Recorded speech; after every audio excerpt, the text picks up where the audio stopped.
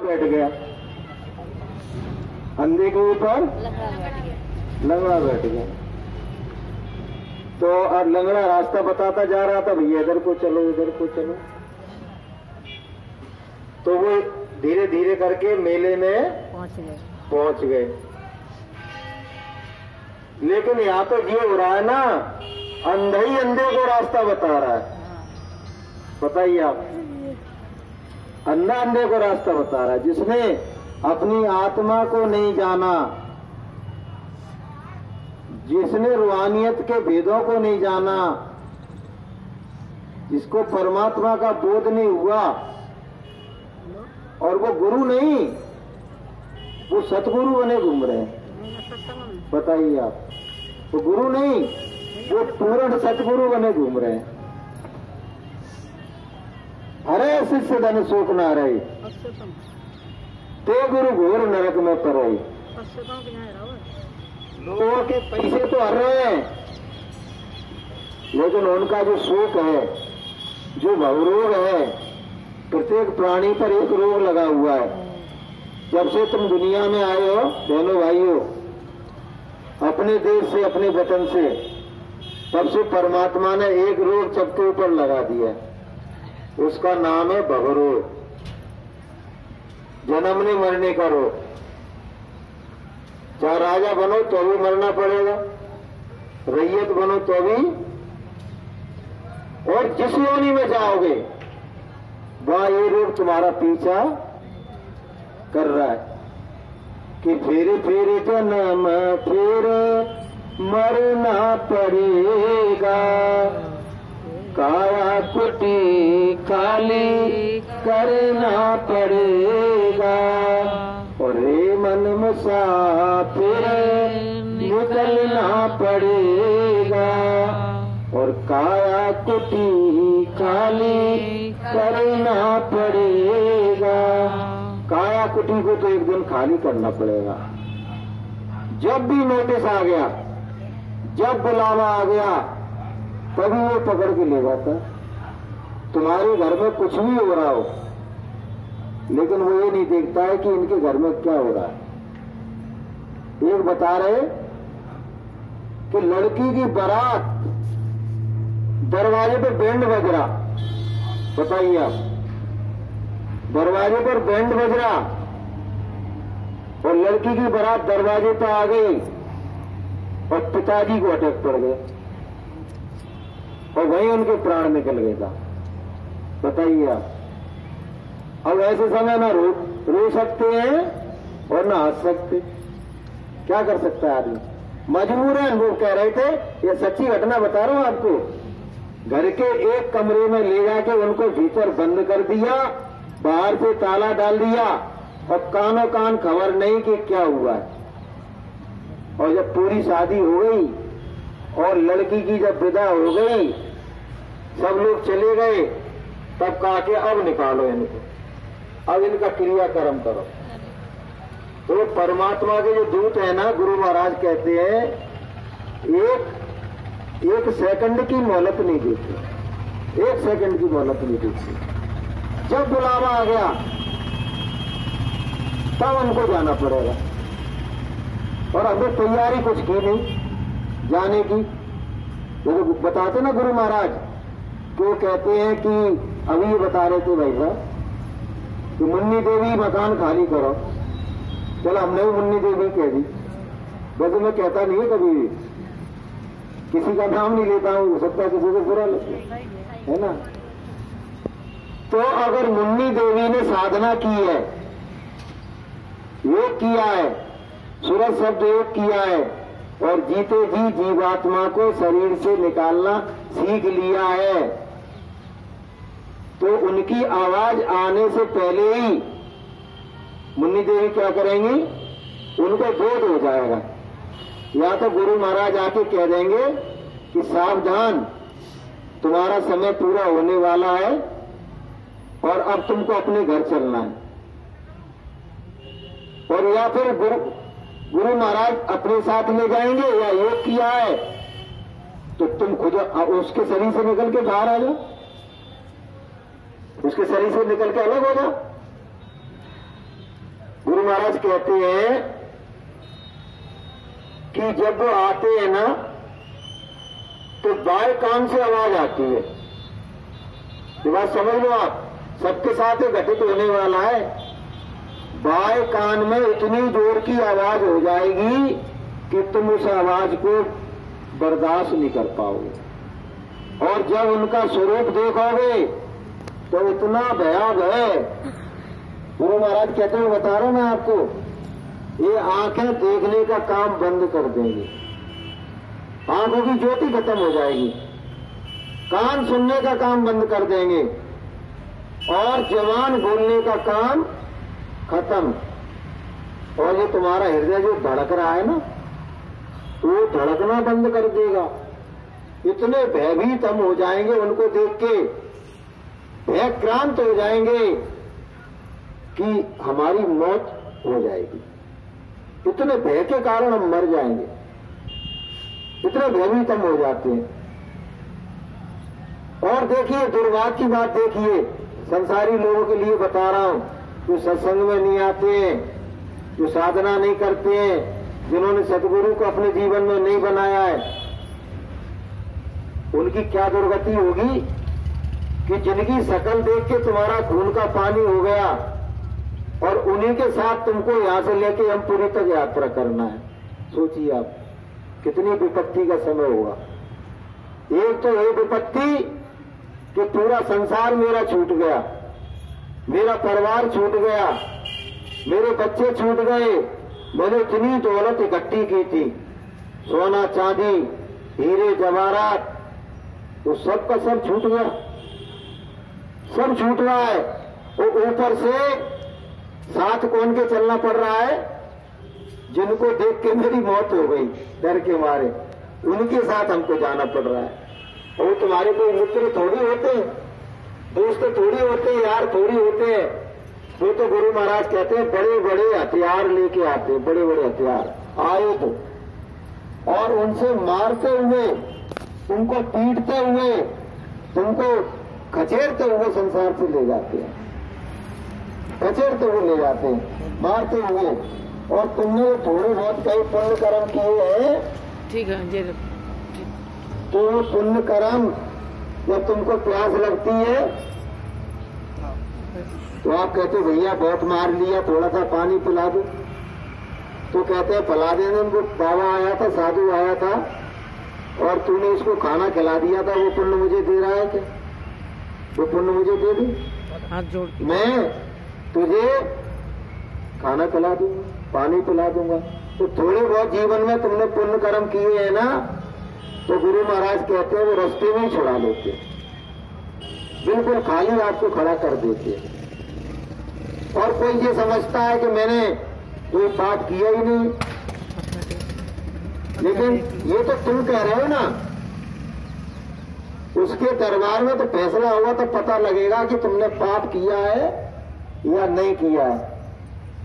एक राजा था, जब वो मरने लगा तो उसने एक घोषणा की, उसने कहा कि मेरी जो कब्र होगी ना, उसके बगल में एक कब्र और बनाई जाएगी, और एक रात जो मेरे बगल से कब्र में सो लेगा, मैं घोषणा करके जाऊंगा कि मेरे मंत्री उसको आधा राज्य दे देंगे, आधा राज्य। अब भैया डर के मारे कोई तैयार ही नहीं हो कि एक कब्र राजा की मरे बराई की कब्र बगल में, और एक खाली कब्र में तुम्हें रात भर लेटना है। एक कुम्हार तैयार हो गया, बोले कि मैं तैयार हूं, आधा राज तो मिलेगा। अब भैया वो रात को वहां लेट गया, राजा मर गया, तो उसकी कब्र, उसके बगल में ही गड्ढा खोद दिया था, और बगल में कुमार भी जाके उस दूसरी कब्र में लेट गया। अब जब यमदूत आए, क्यों रे तू यहां क्यों लेटा? कि महाराज आधे राज्य का लालच इसलिए लेता हूं, आधा राज्य मिल जाएगा सुबह ही सुबह। अच्छा आधा राज्य चाहिए तुझे? अच्छा ये बता तूने जीवन में पाप किया कि नहीं किया? कि महाराज मैंने कोई पाप नहीं किया है। हर आदमी ये सोचता है ना कि मैंने तो कोई पाप किया ही नहीं, चाहे वो मांस खा रहा है, चाहे शराब पी रहा है, चाहे जुआ खेल रहा है, चाहे बेईमानी कर रहा है, चाहे किसी का गला काट रहा है, चाहे किसी को दर्द दे रहा है, कहता मैंने कोई पाप ही नहीं किया। बोला महाराज मैंने कोई पाप नहीं किया। बोले तेरे कहने से हम पता लगाते हैं तूने पाप किया कि नहीं किया, तो पता लगा लो महाराज, मैंने कोई पाप नहीं किया, मैंने कुछ किया ही नहीं है, मेरे पास कुछ था ही नहीं। बोले कि हम देखते हैं। तो उन्होंने अपने चिट्ठा में देखा तो उसमें लिखा हुआ था, इसके पास एक गधा था, गधा। बोले कि वजन ज्यादा ढोता था उसको, उसकी सामर्थ्य नहीं थी, वो बेचारा मुझे कुछ कह नहीं पाता था और जितना वो ढो सका उससे 2 ईंटें रख देता था उसके ऊपर। अरे बोले कि गधे को परेशान किया तूने। और जब भूख लगती थी तो उससे काम लेता था। अरे बोले कि तूने तो बहुत पाप किया। बोले गधे को रुला के तूने मारा है। और उसकी पिटाई रात में लगाई उसी कमर में, यमदूतों ने रात भर उसको पीटा। तू तो बहुत निर्दयी है, तूने गधे पे दूना वजन धोया है। और रात भर उसकी पिटाई चली। अब जैसे तैसे सुबह हुई तो सूरज निकला। सूरज निकलते ही सब लोग आ गए कि भैया जी तो रात भर सो लिया कब्र में, चलो उसको तिलक लगाते हैं और इसको आधा राज्य देंगे। जैसे ही कब्र खोली उसको, वो इतनी जोर का भगा वो वहां से, इतनी जोर का भगा। बोले रुक भैया रुक जा, तू परीक्षा में पास हो गया, तुझे आधा राज्य मिलना है। बोले मुझे बिल्कुल कुछ नहीं चाहिए, कुछ भी नहीं चाहिए मुझे। बोले क्या? बोले एक गधा की वजह से रात भर पिटा हूं मैं, एक गधा की वजह से मैं रात भर पिटा हूं, और कहीं आधा राज्य मिल गया तो मेरी क्या दुर्गति होगी, मुझे कितना नरकों में चलना पड़ेगा। तो कहने भाइयों हमारे कहने से कुछ नहीं होगा, हमने पाप किया है कि नहीं किया है। हर आदमी अपने जीवन काल में, जो ये संसार है ये पाप पुण्य का मिलानी का देश है। क्या कहते हैं, है कौन जो दुनिया में न पाप किया जिसने, और बिन उलझे कांटों में है फूल चुने जिसने। हर आदमी से पाप बन गया है। जो पाप बन गया है उसको नष्ट होने के 2 कारण हैं, 2 कारण हो सकते हैं। पहला कारण बहुत सरल है, पहला कारण इतना सरल है कि हर कोई कर सकता है। तो मैं पहले ही कारण बता रहा हूं। करना क्या आपको कि पाप गठरिया सिर से पटक दे, और लोग जो आए तो हाथ झटक दे, और गुरु की पकड़ो कलाई रे तेरी बीती उमरिया। गुरु की पकड़ो कलाई रे तेरी बीती उमरिया। अब तो भजन करो गाई रे तेरी बीती उमरिया। अब तो भजन करो गाई रे तेरी बीती उमरिया। तो पहला तो इतना सरल है कि पाप को पाप मानो, स्वीकार करो कि मैंने पाप किया है। जैसे कोई शराब पीता है तो स्वीकार कि मैं गलत काम कर रहा हूं, तभी तो उसको छोड़ेगा वो। कोई मांस खाता है, स्वीकार करे कि वो ईश्वर के विधान में ये पाप कर्म है और इसको आज तक मैंने किया, अब नहीं करूंगा।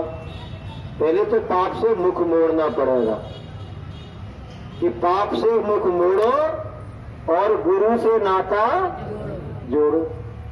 पाप से मुख मोड़ के आपको गुरु की शरण में आना है। अब जब गुरु की शरण में आप आ जाओगे और अपने बार बार कहते ना, यहाँ जो प्रार्थना होती है कि सभी गुरु महाराज को शीश झुकाएंगे और अपने गुनाहों की माफी मांगेंगे, यही तो कहते हैं बार बार हम। तो गुरु की शरण में आके आप प्रायश्चित करो, अफसोस करो, रोज ही को पछताओ कि गुरु महाराज अनजाने में और जाने में मुझसे ये पाप कर्म हो गए। अब मैं कसम खाता हूं, मैं शपथ लेता हूं, तुम्हारे चरणों की सौगंध खाता हूं कि मैं जीवन में कभी मैं ये पाप नहीं करूंगा। तो गुरु महाराज इतने दयालु है, चाहे कितना भी पापी हो उसको ये माफ कर देते। कितना भी पापी हो, भगवान के दरबार में, गुरु के दरबार में जो आ जाता है परमात्मा गुरुदेव उसको माफ कर देते। सदन कसाई रोज बकरा काटता था, सदन कसाई रोज बकरे की गर्दन काटता था, उसको भी भगवान ने गुरुदेव ने क्षमा दे दिया। वाल्मीकि रोज चोरी करते थे और उनको भी भगवान ने क्षमा दे दी। और जब गुरुदेव मिल गए उनको और भगवान के नाम का जाप किया तो वाल्मीकि भये ब्रह्म समाना। तो एक सरल उपाय है बहनों भाइयों, तो जो पाप कर्म हम कर रहे हैं उसको छोड़ दें और गुरुदेव की शरण में आ जाएं और गुरुदेव जो कहें सो करना शुरू कर दें। कि गुरु कहे करो तुम सोई और मन के मता चलो मत कोई। काम सरल है कि कठिन है? बोलो बहनों भाई। जो शराब पीते हैं शराब छोड़ देंगे तो मर जाएंगे? बोलो। उस ठंडन में लोग बाकी मुर्गा की टांगे खा खा के पागल हुए जा रहे हैं, अगर नहीं खाएंगे तो क्या जिंदा नहीं रहेंगे? बोलो। उन अंडों को खा रहे हैं बेचारों को कि वो पैदा नहीं हो पाए और वो क्या कहते हैं वो पैदा होने से पहले उनको अपने पेट में रख रहे हैं। तो ये अच्छा काम है क्या कि छोड़ देते हो वो खाना जिसमें बाल होता है? तुम्हारी सब्जी में बाल डला क्या अठा इसको दूसरा ये तो करते हो आप। छोड़ देते हो वो खाना जिसमें बाल होता है और खा जाते हो वो अंडा जिसमें किसी माँ का लाल होता है। उसमें लाल पल्ला है, उसका बकरी उसका मुर्गी का बच्चा है तो बच्चा ही वो। क्या उसमें मिट्टी है क्या? किसी का भी बच्चा है, बच्चा तो है। तो खा जाते हो अंडा जिसमें मुर्गी का लाल होता है, उसका वो बेटा है या बेटी है, या उसमें से मुर्गी निकलेगी या उसमें मुर्गा निकलेगा। ये तो तुमको अपने बच्चे प्यारे हैं तो उनको अपने प्यारे। तो इनको छोड़ने में कोई हर्ज है क्या बहनों भाइयों? जब संत महात्मा और संत महात्माओं के बंदे आपको ये बता रहे हैं कि अगर आपने ये काम किया तो आपको नरकों में जाना पड़ेगा, आपको 84 में जाना पड़ेगा, आपको गिद्ध का जन्म मिल सकता है, आपको उसी बकरे का जन्म मिल सकता है जिसकी तुम गर्दन काट रहे हो, आपको क्या कहते हो अंडा बना दिया जाएगा जिसको तुम खा रहे हो। तो छोड़ना अच्छा है या खाना अच्छा है? बोलो। छोड़ना अच्छा है। या हठी धर्मी करो तो नहीं, मैं नहीं छोड़ सकता, मुझे तो अच्छा लगता था है? मैं वहां गया था, मैं बताऊं मेरी पहले नौकरी लगी थी तो वहां जाता समाज के लोग बहुत थे तो मैंने ऐसे बुला बुला के उनको समझाया तो उनकी औरतें क्या कह रही पता है कि मार साहब तो हमारे काय तो पीछे पड़ गए, हमें काय तो पीछे पड़ गए। मैंने कि कहा भैया हमने क्या कर दिया, हम तो एक सत्य की राह, धर्म की राह, परमात्मा की राह बता रहे हैं। अरे बोले मार साहब दूध दही तो हमें मिलते नहीं है, देखा अंडा मांस खाके जिन्हें ताकत बनी भैया इनमें तो तुम छुड़ा लो इनसे, तो तुम छुड़ा लो इनसे। मैंने कि हम तो भैया इसको छुड़ा के कुछ अच्छा देने के लिए आए, मानो ना मानो तुम्हारी अर्जी है। तो भैया नहीं छोड़ो तो दूसरा उपाय सुन लो जरा। जीवन की आखिरी सांस तक तुम पाप करते रहे, तुमने छोड़ा ही नहीं, मांस खाना नहीं छोड़ा, वैसे नहीं छोड़ते, शराब पीना नहीं छोड़ते, आखिरी सांस तक मर जाते हैं, छोड़ते नहीं है। तो उनका क्या होगा ये आप समझ लो। थोड़ा थोड़ा थोड़ा थोड़ा कोई काम करो तो उसका बहुत बड़ा भंडार हो जाता है, बहुत बड़ा भंडार। तो जब आपका वहां फैसला होगा तो फैसले में क्या लिखा हो, इतने टन मांस खा के आया, इतने कुंटल मांस खा के आया, इतनी लाख शराब की बोतलें पी के आया, इतने लाख अंडे खा के आया है। तो बता तुमको स्वर्ग मिलेगा कि नरक मिलेगा? नरक। बोला बहनों भाइयों है। और फिर वहां क्या नरक क्यों दिया जाता है पता है? तुम्हारे पाप कर्मों के कारण तुम्हारी जीवात्मा पर गंदगी आ गई, उस गंदगी की सफाई के लिए नरकों में यातनाएं दी जाती हैं। वो यातनाएं इतनी विकराल होती हैं, इतनी भयानक होती हैं, गुरु महाराज कहते हैं कि मक्खी ऐसे भिन भिन करती है ना, भिन भिन भिन, मक्खी की आवाज तो सुनी होगी तुमने, तुम्हारे कान पर वो आगे भिन्न कर जाती है। वो ऐसे ही छिन छिन छिन छिन।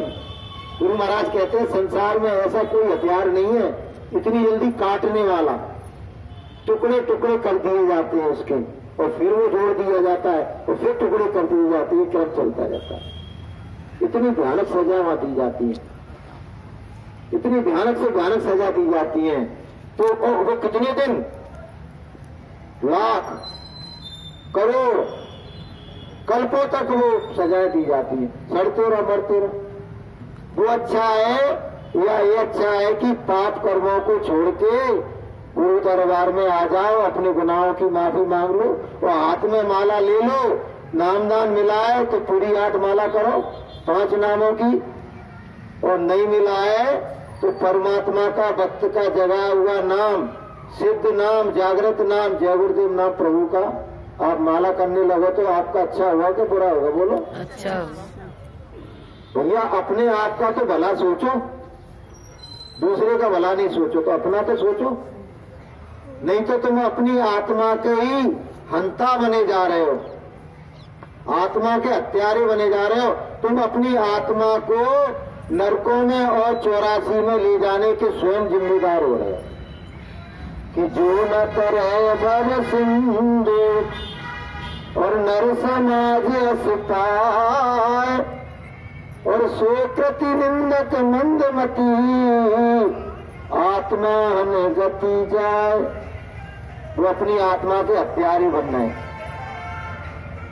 अच्छा तुम नरकों में जाके देखो कभी, हाँ, तो क्या होगा तुम मुझसे पूछो, अगर ऐसा हो सके तो तुमको पता लग जाएगा।